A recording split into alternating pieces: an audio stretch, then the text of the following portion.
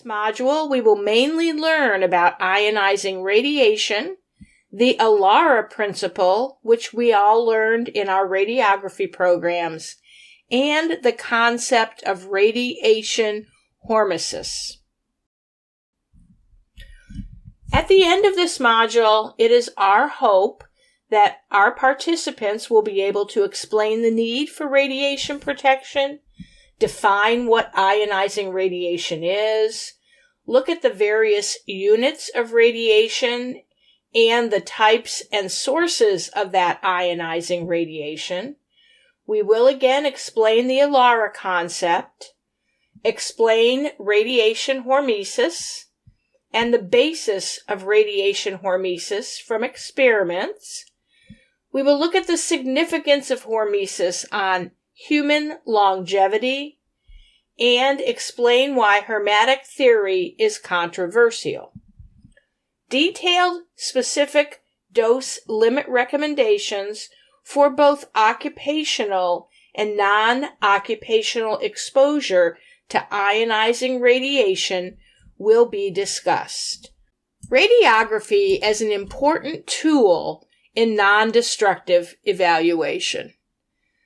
The method offers a number of advantages over other NDE methods, but one of its disadvantages is the health risk that is associated with radiation. Health effects can occur due to either long-term low-level exposure or short-term high-level exposure. There is a long story behind the development of radiodiagnosis from X-rays to current CT scans.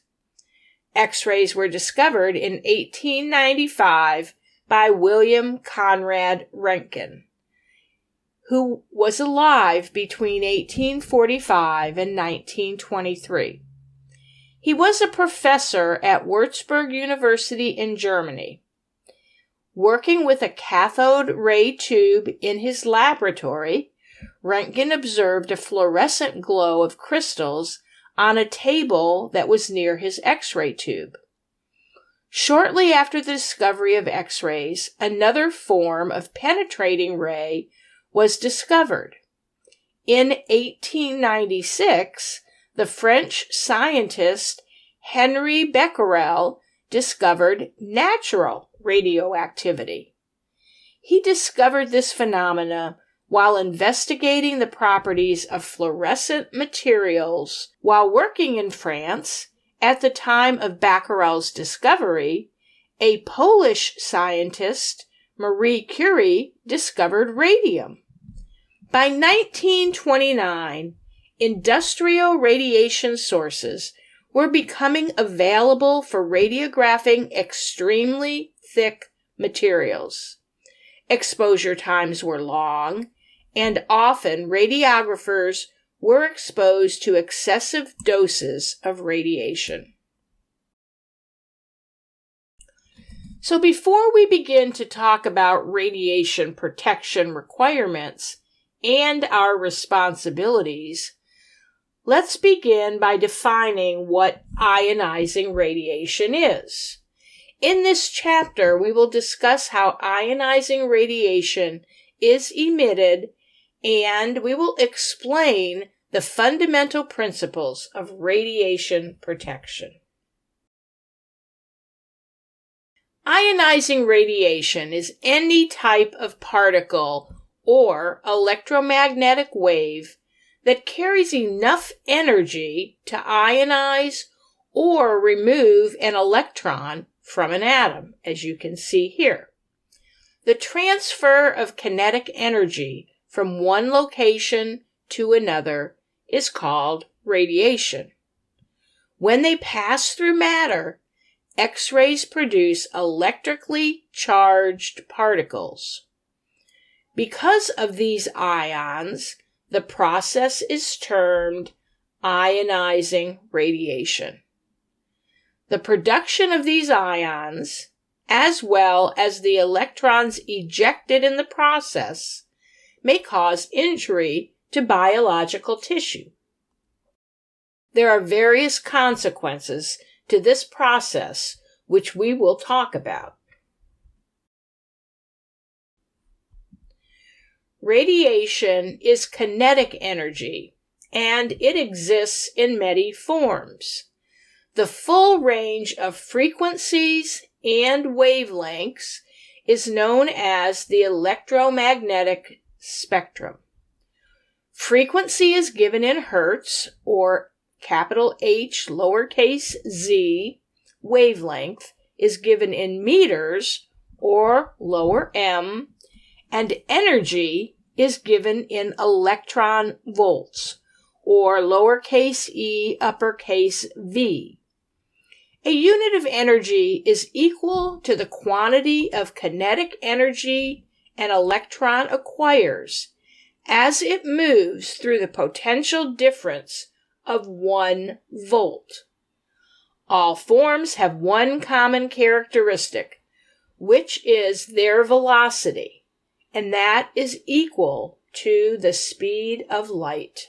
Gamma, X, and ultraviolet light with energies greater than 10 electronic volts are considered to be ionizing radiation, as they have sufficient kinetic energy to eject electrons from the atom. Ultraviolet light with energy that is less than 10 electron volts, visible light, infrared rays, microwaves, and radio frequency waves do not have sufficient kinetic energy. Therefore, they are considered to be non-ionizing radiation. Since ionizing radiation is harmful, the ARRT and the Joint Commission, or TJC, encourage healthcare providers to establish a culture of quality, patient safety, and high reliability when working as a team.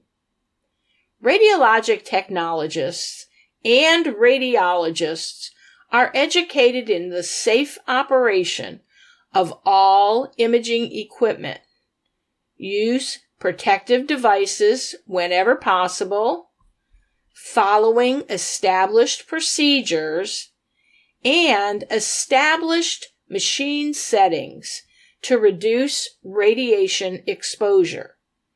This then reduces the possibility of causing damage to healthy biological tissue. This protects people from both short and long-term effects of radiation. Some occur in just specific organs and organ systems, while others, such as cancer and hereditary effects, affect the whole body and future generations. The realized benefits of radiation exposure should far outweigh any slight chance of inducing a radiogenic malignancy or any genetic defects. Diagnostic efficacy is the degree to which a diagnostic study accurately reveals the presence of disease in the patient while adhering to strict radiation safety guidelines. Again, the benefits must outweigh the risk. All occupational workers have a responsibility to keep the radiation doses to the minimum. These include the ordering physicians, who need to be aware of the exact exams that they are ordering to make sure that they match what they are looking for, the radiologists who will be interpreting these images, the radiographer or technologist who have the opportunity to match the patient's symptoms with the ordering exam. Ordering physicians and radiologists are responsible for keeping orders for procedures involving ionizing radiation to the minimum and referring patients to qualified professionals. Their responsibility is to evaluate and justify, accept the responsibility of those exams they are ordering, and to refer to qualified professionals.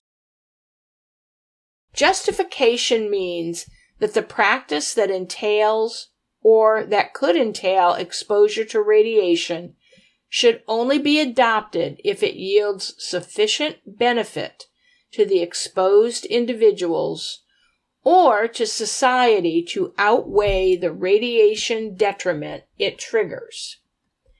Individual doses due to the combination of exposures from all relevant practices should not exceed specific dose limits. Radiation sources and installations should be provided with the best available protection and safety measures under the prevailing circumstances, so that the magnitudes and likelihoods of exposures and the numbers of individuals exposed be as low as reasonably achievable, or the ALARA concept. Economic and social factors must be taken into account and dose delivered constrained according to any risks these entail. The radioprotection system is based on 3 major incorporated in the Code of Public Health, and those again are justification, optimization, and limitation. A thorough patient history and proper patient screening is essential, including, but not limited to, the last menstrual period, or capitals LMP for female patients, as well as radiation exposure history and the patient's chief complaint, which is generally the reason the examination is being performed. Accuracy of patient positioning and selecting the appropriate technique for the procedure will ensure the production of optimal images the first time. Collimation and shielding of the patient will reduce radiation exposure to that patient, and the radiology technologist should always maintain personal protective equipment, or PPE, in good condition.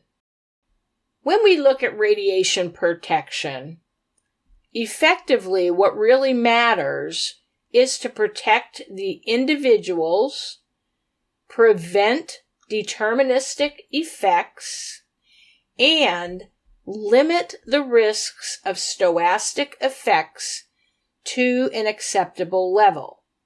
We will talk about these in upcoming slides. So, how can we reduce patient dose? And how is BERT, or background equivalent radiation time method, implemented to reduce dose? Radiographers can improve understanding and reduce fear and anxiety for the patient by using BERT, which compares the amount of radiation received with natural background radiation that's received over a specific time interval. This method is recommended by the U.S. National Council on Radiation and Protection Measurements. An example of this would be the radiation a patient would receive from a chest X-ray, which is equivalent to what would be received when spending approximately 20 days in your natural surroundings. Children are significantly more sensitive than adults to radiation, and early exposure in life at levels found in computed tomography and even lower leads to measurable increase in cancer incidence in those in the affected age into their 50s and 60s. Image Gently is a campaign that was initiated on January 22nd, 2008. It disseminates information on pediatric CT dose reduction among the various medical specialties. Its website contains a downloadable worksheet for medical physicists to determine optimal technical factors for pediatric patients. Use of these techniques can reduce pediatric radiation doses by 50%.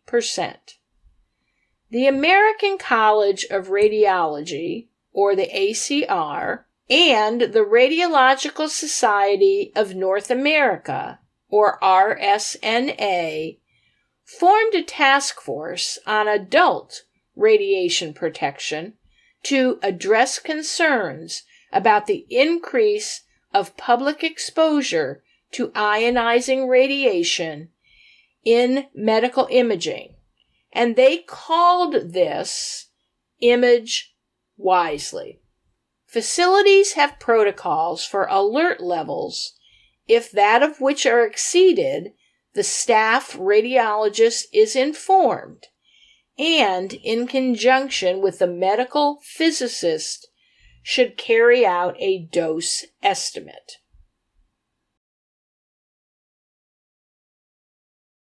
Exposure rate is the exposure produced per unit of time. The SI, or Systems International Unit of Exposure Rate, is the Coulomb per kilogram per second, or in old units, it's the Röntgen per second. In radiation protection, it is common to indicate these rate values per hour. For example, the Röntgen per hour. In order to better understand the previously mentioned concepts, we will take an example of an apple tree. As shown in Phase 1, the apple tree is considered to be the radiation dose. The 3 apples falling down represent the radiation emitted by the radiation source.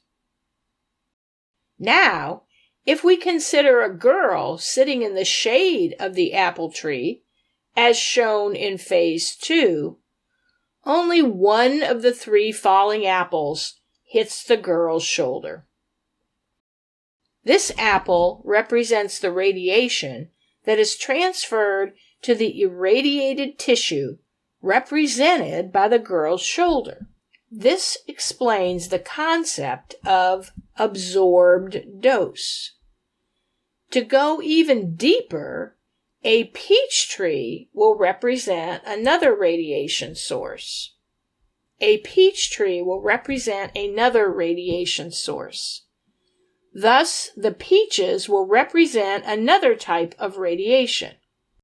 The same girl is sitting in the shade of both trees. As shown in Phase 3, when one apple hits the girl's shoulder, she will barely react. The apple and the peach represent 2 different types of radiation that caused different effects on the same irradiated tissue, or in this instance, the girl's shoulder. This explains the concept of dose equivalent.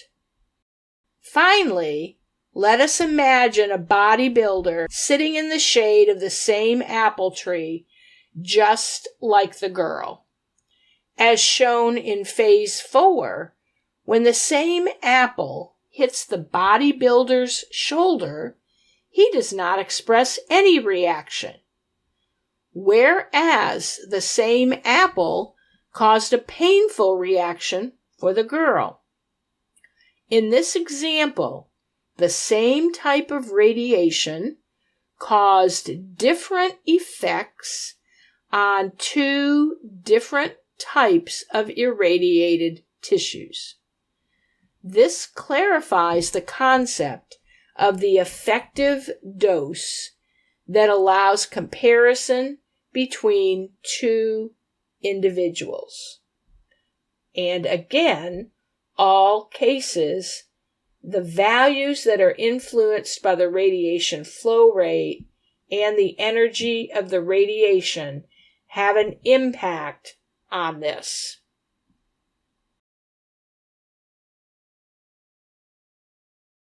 The absorbed dose is the quantity of energy imparted by ionizing radiation to a unit mass of matter, or tissue. Absorbed dose is expressed using the gray, whose symbol is capital G, lowercase y. 1 gray is equal to 1 joule per kilogram. Sub-multiples of gray are often used, such as the microgray, which is 1/1,000,000th of a gray. Absorbed dose was formally expressed in a unit called the rad. 1 rad is equal to 0.01 gray. Whereas exposure is defined for air, absorbed dose is the amount of energy that ionizing radiation imparts to a given mass of matter. Absorbed dose is used to relate the amount of ionization that X-rays or gamma rays cause in the air to the level of biological damage that would be caused in living tissue that's placed in the radiation field. The size of the absorbed dose is dependent upon the intensity or activity of the radiation source, the distance from the source to the irradiated material, and the time over which the material is irradiated. The activity of the source will determine the dose rate, which can be expressed in rads per hour, millirads per hour, milligrays per second, etc.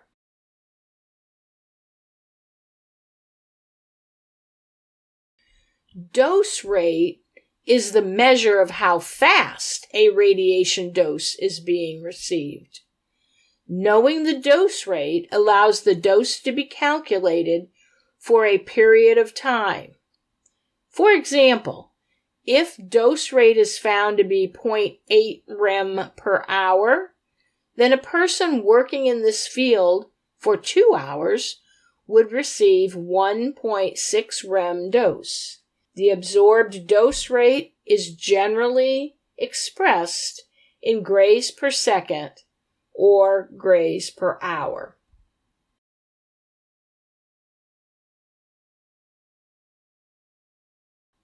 The same energy can have different effects depending on the nature of the incident radiation. Equal absorbed doses do not necessarily have equal biological effects. 1 gray to tissue from alpha radiation, for instance, is more harmful than 1 gray of beta radiation, because the alpha particle, being slower and more heavily charged, loses its energy much more densely along its path in tissue. Thus, to put all ionizing radiations on an equal basis with regard to potential for causing harm, we need another quality. This is the equivalent dose. It is expressed in a unit named the sievert, or whose symbol is capital S, lowercase v. Equivalent dose is equal to absorbed dose multiplied by a factor called radiation weighing factor. This takes account of the way in which a particular radiation distributes energy in tissue, thus influencing its effectiveness in causing harm. For gamma rays, X-rays, and beta particles, the factor is set at 1. Therefore, the quantities are numerically equal. For alpha particles, the factor is 20, so that an absorbed dose of 1 gray for alpha radiation corresponds to equivalent dose of 20 sieverts. Submultiples of the sievert are commonly used.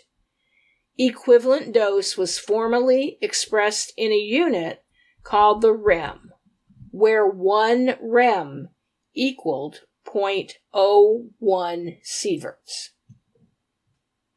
Let's take a look at the measurement of radiation dose. The quantity equivalent dose thus provides an index of the risk of harm from exposure of a particular tissue to various radiations, irrespective of their type of energy.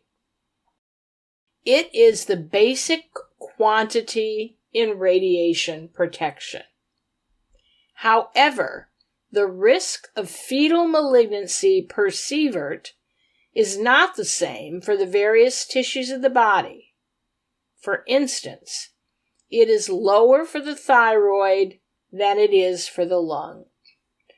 All these features can be dealt with by taking the equivalent dose in each of the major organs and tissues of the body and multiplying it by a tissue weighting factor that's related to the risk that's associated with that organ.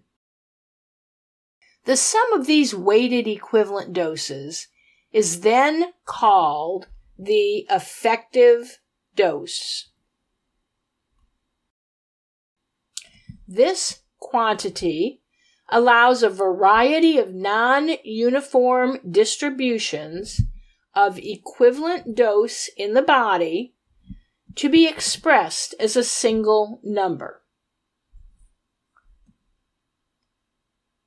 This broadly represents the risk to health for any of the different distributions of equivalent doses. In general, effective dose can be considered to be a broad indicator of the risk to our health from any exposure to ionizing radiation, irrespective of the type and energy of that radiation. It applies equally to both external and internal radiations, whether the irradiation conditions are uniform or not uniform. In other words, the effective dose as an indicator of the risk of random effects that are not directly measurable. It expresses the total irradiation in terms of the overall exposure of the entire body, using weighting factors related to tissue radiosensitivity.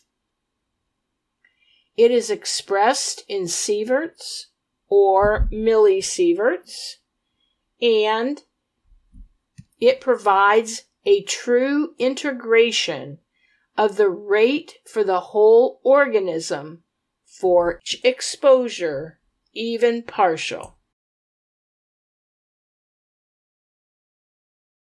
Here we have absorbed dose, equivalent dose, and effective dose, and their calculation measures.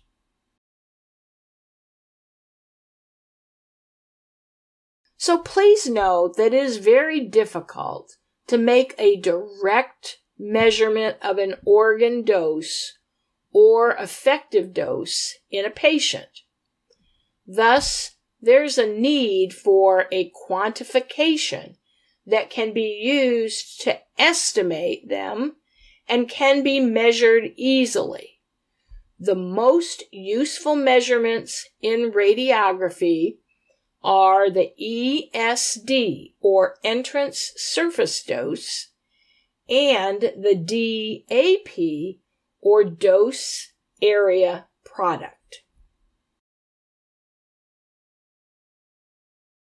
KERMA, or kinetic energy released per unit mass, is the energy transferred to electrons by photons and can be expended through collision interactions, which are either soft collisions or hard collisions, and through radioactive interactions, bremsstrahlung, and electron-positron annihilation.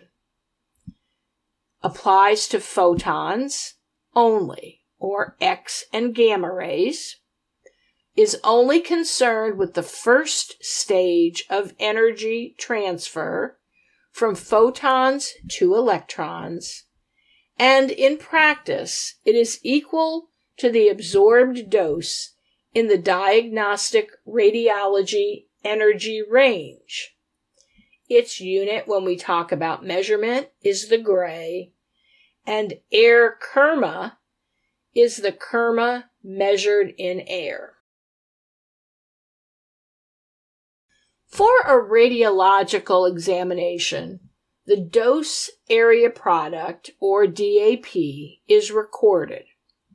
For that measurement, the system consists of a flat and sufficiently large ionization chamber to intercept the entire examination beam.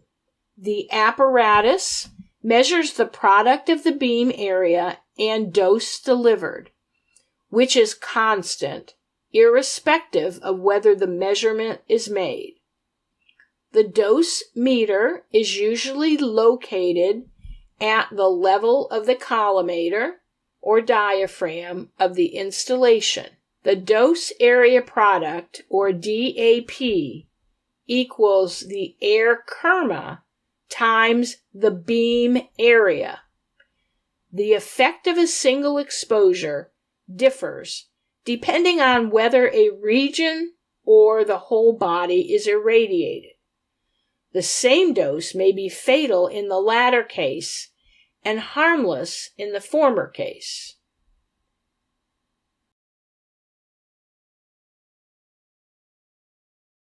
The exposure distance is not included in the calculation of dose area product, since, according to Kepler's law, the intensity of radiation decreases as a function of the square of the distance.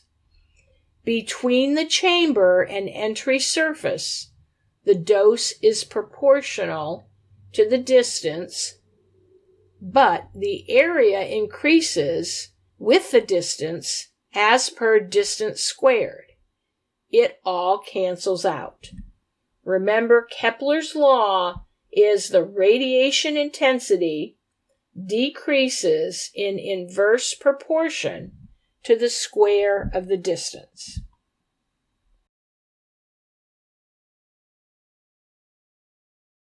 To summarize the concepts of radiation measurements and their dose relationships, here are some general definitions.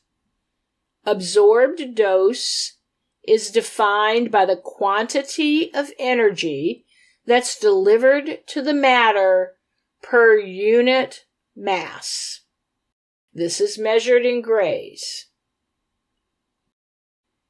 The equivalent dose is the dose of X-rays with the same biological impact and is measured in sieverts.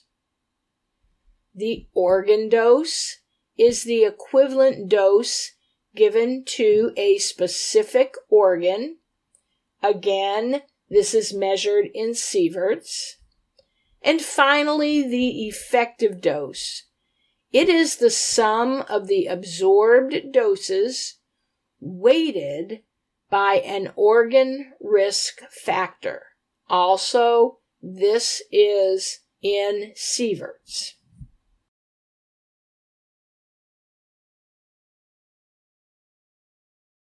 So let's look at some sources of ionizing radiation. Now that we have covered radiation physics, explain why radiation protection is required, and defined the different radiation dose measurements, let's continue with a discussion covering the different sources of ionizing radiation. From the beginning, life has evolved in a world containing significant levels of ionizing radiation. The principal sources of natural radiation are cosmic rays, which impinge on the Earth from outer space, terrestrial radiations, which are released by the disintegration of thorium, radium, uranium, and other radioactive minerals in the Earth's crust, and internal radiations, which are emitted by the disintegration of potassium-40, carbon-14, and other radioactive isotopes that are normally present within living cells. In addition to natural radiation, humans are exposed to radiation from various man-made sources, the largest of which is the application of X-rays in medical diagnosis. And finally, the less significant artificial sources of radiation include radioactive minerals in crushed rock, building materials, and phosphor fertilizers, radiation-emitting components of television sets, smoke detectors, and various other consumer products, such as radioactive fallout from nuclear weapons, and radiation that's released in a nuclear power production. As we mentioned in the previous slide, there are many sources of ionizing radiation, with radon being the highest background radiation source, and computed tomography being the highest medical source to people. This chart shows that medical sources of radiation account for about 48%, while radon and thoron account for 37% of the total annual dose received by people. So what is radon? Besides being the second leading cause of lung cancer in America, radon is an odorless and colorless radioactive gas that is produced by the decay of uranium-238. It is an inert gas, meaning that it does not react with surrounding matter, and can move up through the ground and into the atmosphere. It is the second leading cause of lung cancer in America. For this reason, the EPA has set guidelines for the maximum environmental radon levels based on limiting the risk of developing lung cancer from radon exposure. It recommends remediation at the maximum of 4 picocuries per liter of radon in the air. Many homeowners who have basements should take the time to measure the radon level within their basement if they spend ample time living or working in the basements.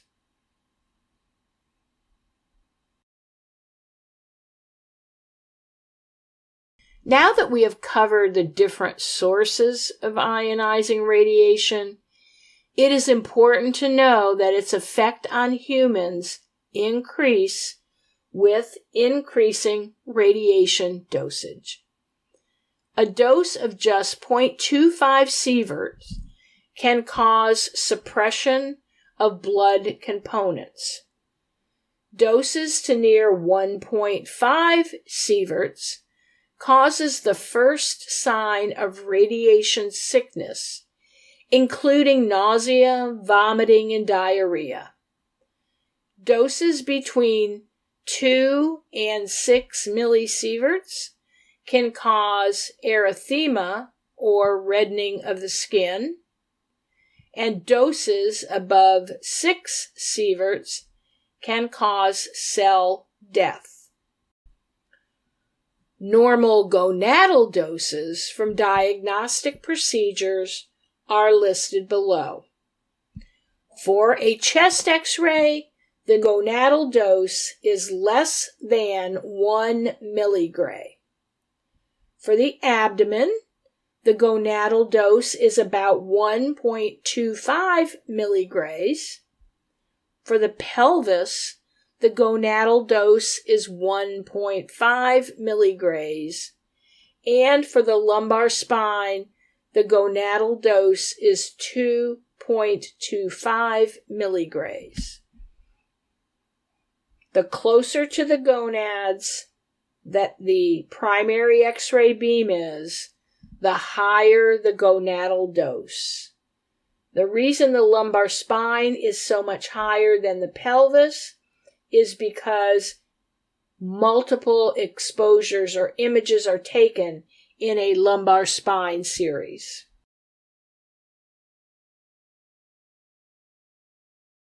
So, what are the fundamental principles of radiation protection? Many of us learned these in our radiography programs.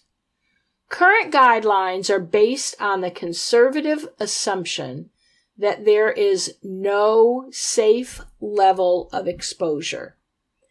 In other words, even the smallest exposure has some probability of causing a stochastic effect, such as cancer. This assumption has led to the general philosophy of not only keeping exposures below recommended levels or regulation limits, but also maintaining all exposures as low as reasonably achievable, which is the ALARA principle. The ALARA principle is a basic requirement of current radiation safety practices. It means that every reasonable effort must be made to keep the dose to workers and to the public as far below the required limits as possible.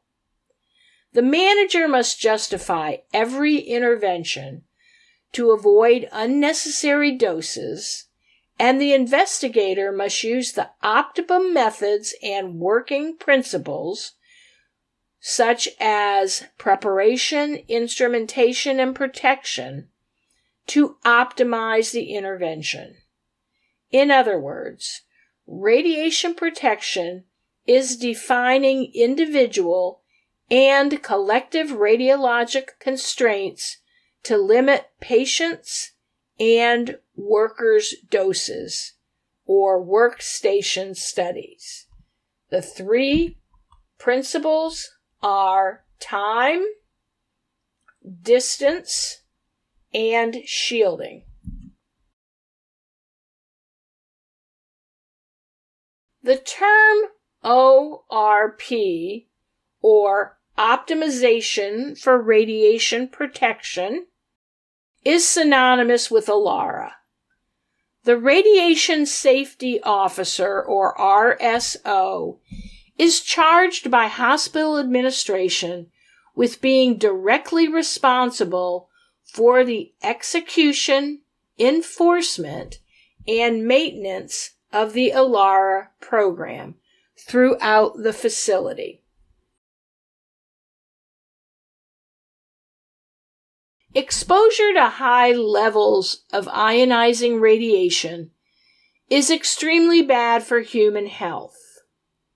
However, evidence has been trickling in since the nuclear age that suggests the LDR could actually benefit human health. The concept of radiation hormesis is that there exists a beneficial aspect to groups of individuals from continuing exposures to small amounts of radiation. In this figure, radiation hormesis is illustrated by the green line. Low-dose radiation, or less than D, this is D, can have beneficial effects on the biological system, while at high doses, or greater than D, the effect is negative. The report number 5 of the National Academy of Science on biological effects of ionizing radiation, otherwise abbreviated as capitals BEIRV, is based on extrapolations from radiation equal distance greater than 0.5 sieverts. It says that lifetime survival data possibly indicates that Japanese atomic bomb survivors with moderate radiation exposure of 5 to 50 millisieverts, which is the equivalent of 1.5 to 15 years of natural radiation, have a reduced cancer death rate compared with a normal exposed control population. Until this theory is proven, though, the medical radiation industry will continue to follow the principles of ALARA and the no threshold concept. So when we look at dose limits, the following are the maximum suggested radiation doses and the dose limits that are set forth by the National Council of Radiation Protection, or NCRP. It says that the minimum sensitivity of OSL badges, as well as the minimum sensitivity of a film badge, should be 0.01 millisieverts. These are what measure the radiation doses of occupational workers in the radiological sciences profession. The minimum sensitivity of TLD should be 0.05, and that the occupational exposure annual dose equivalency should be no greater than 50 millisieverts. When we look at the lens of the eye, the dose limit is 150 millisieverts. And when we look at the dose equivalency for extremities, it's 500 millisieverts. Bone is less sensitive than the eye, hence the increased amount or maximum for bone. When we talk about the embryo or fetal exposure, in a monthly reading, it should be no more than 0.5 millisieverts. And our cumulative exposure over the course of the lifetime in the profession should be no greater than our age times 10 millisieverts. So for a 36-year-old working in the radiologic sciences, theirs should be no greater than 360 millisieverts. Also included here on this page are the minimum equivalent requirements and the minimum lead equivalents for protective equipment, or PPEs. So we have aprons that are used for fluoro, and these must include inside of them at least 0.5 millimeters of lead if the exposure is going to be above 100 kVp, which generally is the case in most fluoroscopy exams. Lead gloves should be a 0.25 millimeter of lead, a thyroid shield 0.5 millimeters of lead, and so on. When you are going to be exposed in a fluoroscopy exam and you wear protective aprons and gloves, it should be 5 milliroentgens or millirems per hour. Also, we have requirements for the equipment in the room that help protect personnel and patients from additional radiation. Most importantly, the mobile exposure cord.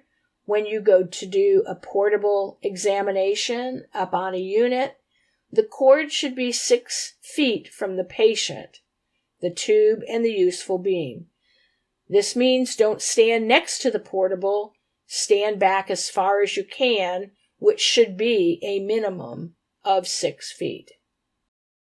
Prior to taking the examination for this module, we would like for you to reread the module objectives to verify that you have no additional questions to review.